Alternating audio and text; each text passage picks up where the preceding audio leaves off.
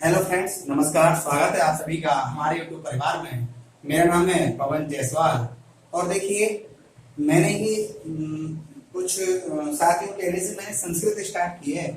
क्यों संस्कृत क्यों स्टार्ट की मैंने? क्योंकि जो हम हिंदी पढ़ रहे हैं, हिंदी में हमने स्वर वर्ण विचार में स्वर सीख लिए हैं, व्यंजन सीख लिए हैं। तो उसी के आधार पर यदि हम संस्कृत का भी तुलना करते चलें हिंदी के साथ में, तो आपको संस्कृत समझने में आसानी होगी। और जो ज्यादातर पेपरों में रीट में यूपी टेट सी टेट सबको आपको बेनिफिट मिलेगा, ऐसा मेरा मानना है। ठीक है, तो कंटिन्यू करते हैं हम। और यदि आपने आप मुझे बताएं कि सर आपने अच्छा किया नहीं किया, ऐसे मतलब जैसे बेनिफिट मिले, आपको सीखने को मिल रहा है हमारी क्लासेस से और मिल रहा हो, उस क्लास समझ में आ रही हो आपके, तो हमारे चैनल को सब्सक्राइब कीजिए, लाइक कीजिए, शेयर कीजिए। ठीक है, करते हैं स्टार्ट। समझेंगे संस्कृत में। सबसे पहले वही लेंगे अपना पाठ।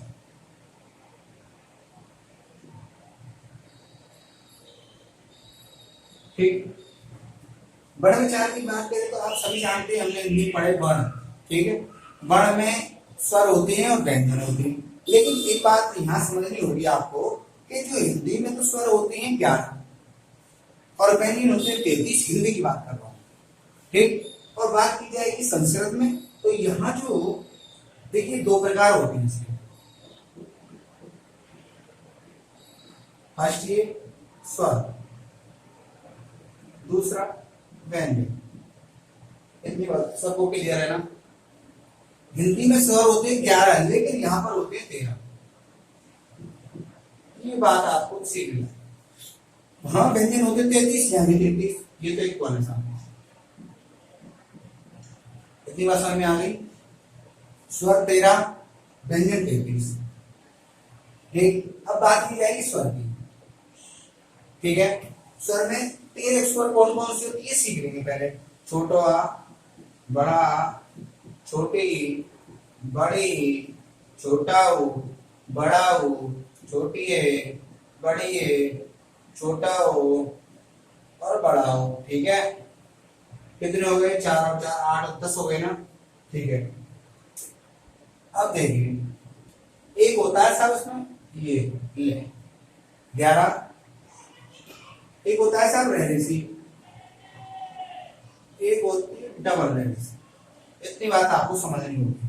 13 हो गए, 4 4 8 8 और 3 11 तो 13। ठीक है, हम वहां क्या होता है, रेडिसी होती है, एक तो बड़ी वाली नहीं होती, एक ही लहजाएं होता है हिंदी में, क्योंकि इनके ये नहीं होती तो वहां 11 होते हैं, ये होते हैं यहाँ पर, यहाँ 13 हो जाती है। हिंदी में जो 13 किस प्रकार होती है, उसमें दो अयोपा अलग से होती है। जो अनुस्वार और विसर्ग हम कहा था हमने, छोटी छोटी ये होती है हिंदी में, ये अनुस्वार और विसर्ग के बारे में बात की थी हमने। ये अयोपा होती है। ठीक है ना, ये हिंदी में होती है।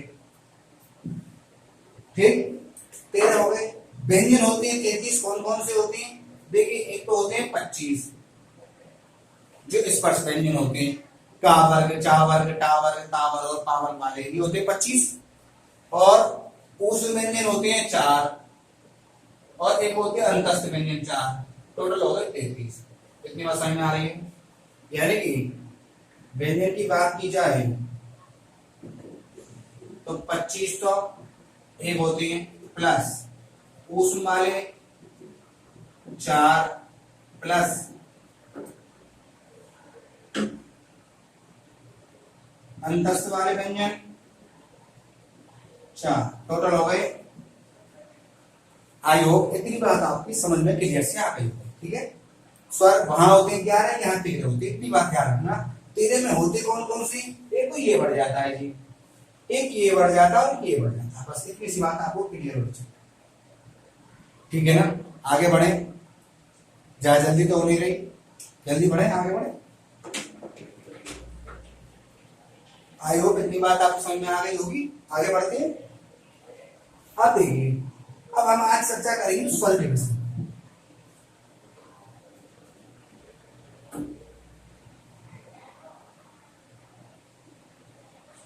ठीक है, स्वर जो होते हैं, एक होता है स्वर,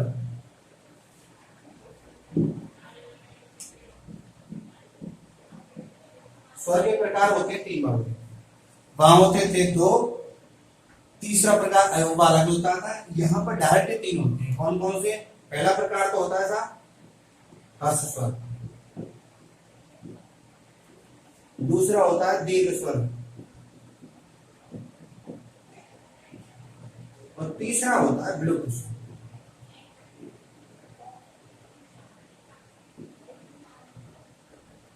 ठीक है, ह्रस्व स्वर, दीर्घ स्वर और विलुप्त स्वर। ठीक, तीन प्रकार होते हैं। ह्रस्व स्वर होते हैं हमारे 5 और दीर्घ स्वर होते हैं हमारे 8। इतनी बात समझ में आ गई आपके?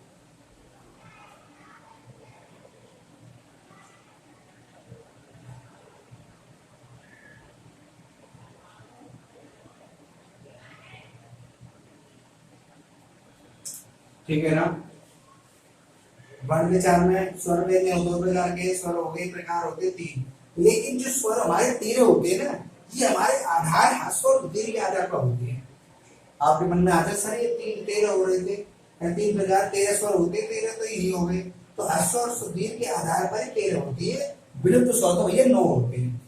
ठीक है, जिस प्रकार वहां हिंदी में अयोगा अलग था, लेकिन उसको तीसरा प्रकार बताया गया था, उसी प्रकार यहाँ पे विलुप्त स्वर अलग है, लेकिन इसको तीसरा प्रकार बताया जा रहा। समझ में आ रही है आपके? ये होते 9। ठीक, समझ में आ गया होगा आपके? कोई चीज ऐसी है नहीं इसमें समझ में ना आई हो आपके। ठीक है, अब देखिए, अब चर्चा कर लेते हैं। अब चर्चा कर लेते हैं इन तीनों के विषय में बात करेंगे। ठीक है,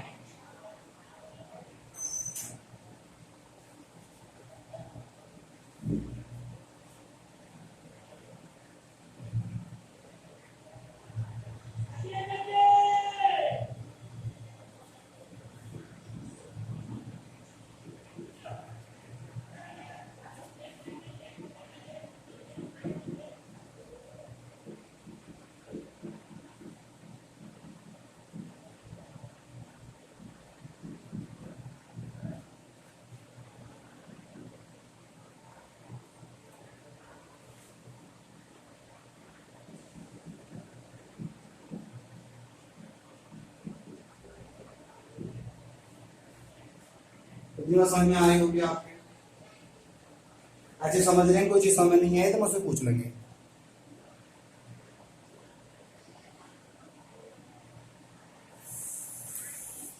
तो यहाँ पर ये नहीं है, रे है। हमारी ये थी, वहां पर 4 थे स्वर हमारे। ठीक है, यहाँ होते हैं 5, आ ई उ रे और ले। ठीक है साहब, व्यंजन होते 33। क्या से जो बच गए? बड़वा, बड़ी, बड़ा ओ, छोटी ए, बड़ी ए, छोटा ओ, बड़ा ओ। ठीक है, 3 और 3 4 7, और एक रह गई है बेर,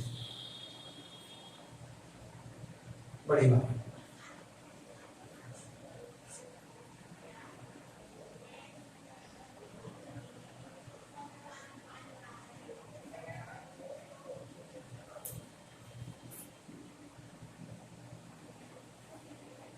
समझ में आ गया ना? मैंने बताया था 2 होती है वहां पर, एक ले 3 बढ़ जाती है ना, वहां के आधार पर सभी 9 10 होती है, टोटल हो गए 13। 5 तो ये हो गए, 8 ये हो गए। ठीक है ना, वहां होते थे 11, यहाँ होते 13।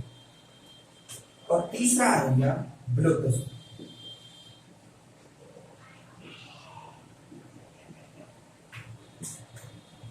ये होते 9 प्रकार के आधार पर। स्वर 9 13 बताए गए, प्रकार 3 होते हैं, तीनों बता दिए। स्वर जो 13 बताए जाते हैं वो स्वर दीर्घ के आधार बताए जाते हैं। तीसरा प्रकार जिस प्रकार हिंदी में अयोग अलग होता है, इसी प्रकार यहाँ पर विलुप्त स्वर अलग होता है। ठीक है,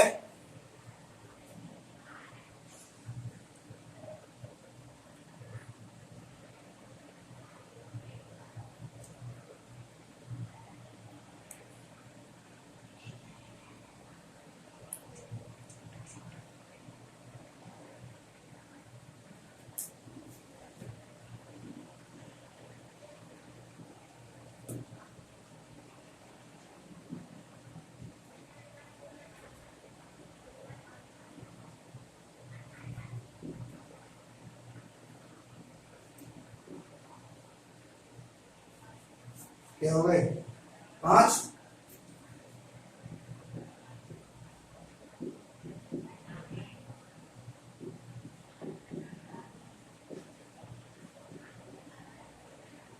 नौ हो गए।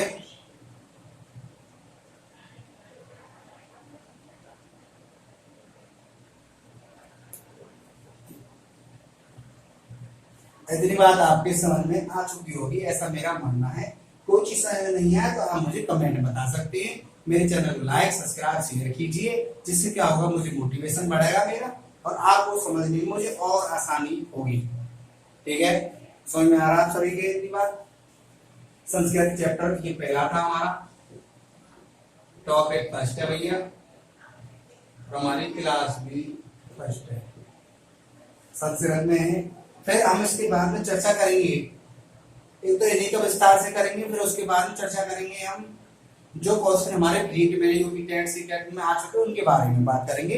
तो यही हम विराम लेते हैं, आप क्या आगे आओ, हम विराम करते हैं यहाँ पर। नेक्स्ट क्लास में हम क्वेश्चन भी लेके आऊंगा मैं आपके लिए और इससे आगे पढ़ाऊंगा। तब तक के लिए थैंक यू, धन्यवाद।